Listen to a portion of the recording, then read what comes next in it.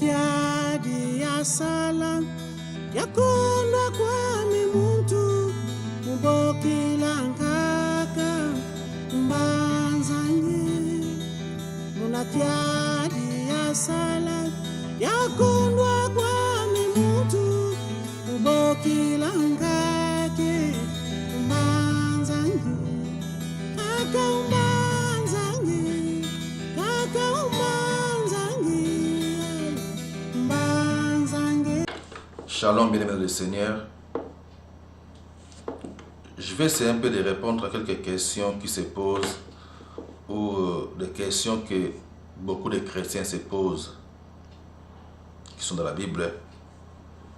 Et je vais essayer un peu par la grâce de Dieu nous aider à répondre à ces quelques petites questions. Donc pour commencer, je vais essayer un peu de lire la Bible. Dans le livre de Matthieu chapitre 15. Matthieu chapitre 15 verset 24. Où la Bible dit, c'est Jésus-Christ qui parlait. Il a répondu à une femme, il a dit, je n'ai été envoyé qu'aux brebis perdues de la maison d'Israël. Jésus-Christ a dit que je n'ai été envoyé qu'aux brebis perdues d'Israël. Alors la question est de savoir si Jésus a été envoyé pour tout le monde, si Jésus-Christ a été réellement envoyé pour mourir pour tout le monde, ou il a été envoyé juste que pour les brebis perdues d'Israël. Parce que là dans Matthieu 15, 24, il a dit que non, je n'ai été envoyé qu'aux brebis perdues de la maison d'Israël. Je vais dire ceci. Quand Jésus-Christ était sur cette planète Terre, en tant qu'homme, il a fonctionné sous la loi de Moïse. Il a fonctionné comme tout homme et il a accompli sa mission. Donc Jésus-Christ, il a fait son ministère sous la loi de Moïse. Et il a fonctionné sous cette loi de Moïse. Donc, il devait accomplir la loi de Moïse et puis l'abolir. Donc Jésus-Christ était venu pour accomplir la loi de Moïse, la loi qui était donnée aux enfants d'Israël. Et ce peuple n'avait pas obéi à cette loi-là. Alors Jésus-Christ devait venir pour accomplir cette loi et l'abolir. Il a accompli ça pour les enfants d'Israël et après avoir accompli, il les a abolis. Donc si vous regardez même dans plusieurs versets, ou dans plusieurs parties de la Bible, Jésus-Christ disait même à ses disciples d'aller vers les brebis d'Israël, vers les brebis perdues d'Israël. Maintenant, accomplir. Il a maintenant accompli, Jésus-Christ l'a accompli. Cette loi de Moïse, et il les a abolis. Il a aboli ça par sa mort. Et après cela, il a dit que l'évangile doit être prêché partout dans le monde. Selon Marc 16, 15, selon aussi Matthieu 28, 19, il a dit que l'évangile doit être prêché partout dans le monde. Qui veut dire tout le monde maintenant, pas seulement le peuple d'Israël, mais tout le monde peut venir vers lui. Tout le monde peut devenir un avec lui. Donc, il avait accompli pour Israël, parce que la loi a été donnée qu'aux enfants d'Israël. Jésus-Christ est venu, il a accompli cette loi, il les a abolis. Et c'est devenu maintenant possible pour tout le monde de venir vers Dieu. Donc c'est pour ça que nous devons savoir que non, il y a plusieurs choses que Jésus-Christ a accomplies pendant le temps qu'il était sur cette planète, en tant qu'homme.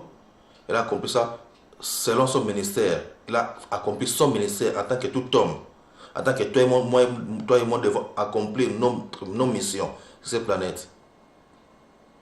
Donc lui, il a accompli ce qui était donné à Moïse comme loi et il les a abolis afin de permettre maintenant à tout le monde de venir vers lui.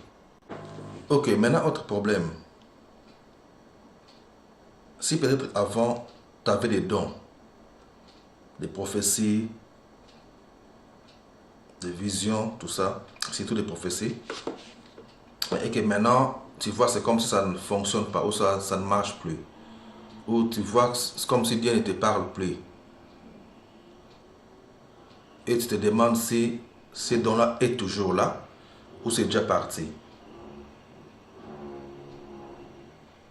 Je vais te dire ceci, mon frère, ma soeur.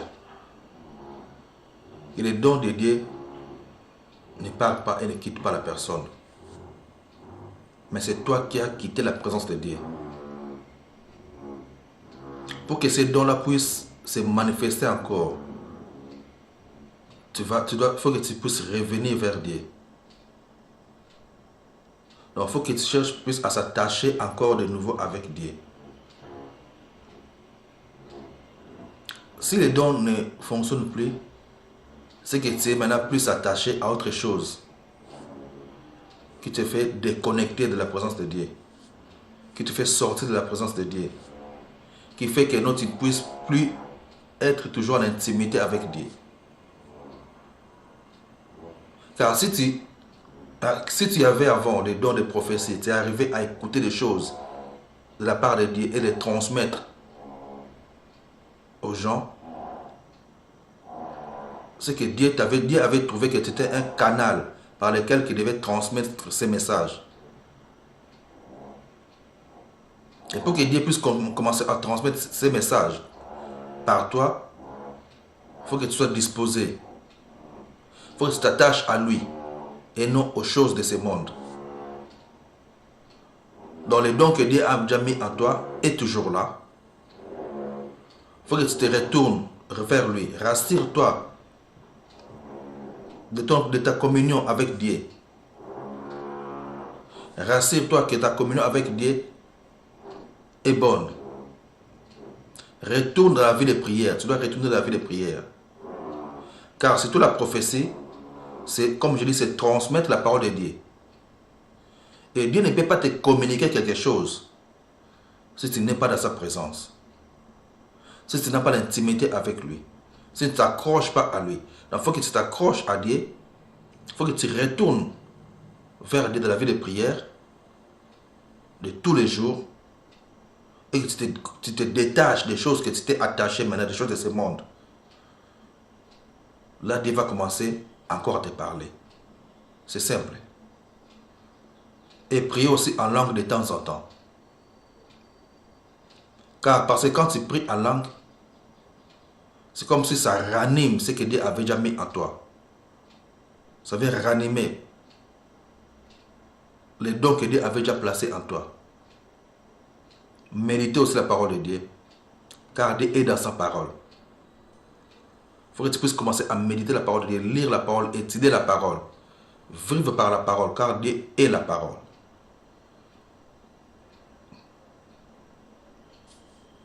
Donc, si tu fais ça, ça va t'aider. Que Dieu te bénisse. Maintenant, quelle est la différence? La différence entre la sainteté et la justice. La différence entre la sainteté et la justice. Nous devons savoir que la sainteté est une condition. La sainteté est une condition et la justice est une nature. La justice est un caractère. La sainteté est une place. La sainteté, c'est une condition. Quand Dieu sanctifie quelque chose, que ce soit un lieu, que ce soit une personne ou une chose, automatiquement ça devient saint. Pourquoi saint? Parce que Dieu l'a séparé des autres. Et cette chose devient saint. Même une montagne, comme le mont Sinaï, c'est une montagne comme toutes les montagnes. Mais quand Dieu sanctifie un lieu, une place, ça devient saint. Même l'endroit ou le lieu que vous utilisez pour la prière, quand cette place est déjà sanctifiée, ça devient un lieu de culte. Il est devenu saint. Il est devenu une maison sainte. Donc, c'est devenu une place mise à part, une place différente des autres. Ou c'est devenu un lieu différent des autres, une maison différente des autres. ou un homme qui est différent des autres personnes. C'est ça la sainteté. C'est pour ça que nous pouvons tous devenir des saints, comme lui, il est saint. Nous pouvons voir ça dans le livre d'Esdras, Esdras, chapitre 8, verset 28. Et on peut voir ça dans le livre de 1 Pierre, chapitre 1er, verset 16. Car nous sommes en lui. Nous sommes devenus saints, comme lui, il est saint. Et la justice, comme je dis, c'est une nature. La nature de Dieu. La nature de Dieu, c'est ça qui décrit sa justice, car elle est toujours juste. Dieu ne trompe pas, et Dieu ne ment pas. Tout ce que Dieu fait est juste. Et cette nature-là, c'est ça que Dieu donne à ses enfants. Nous devons avoir en nous la nature divine. Donc, la sainteté, c'est une place, une condition. Et la justice est une nature et un caractère. Donc nous sommes justes devant Dieu. Car la Bible dit que nous sommes la justice de Dieu. Et nous sommes aussi saints. Car lui, il est saint. Que Dieu nous bénisse.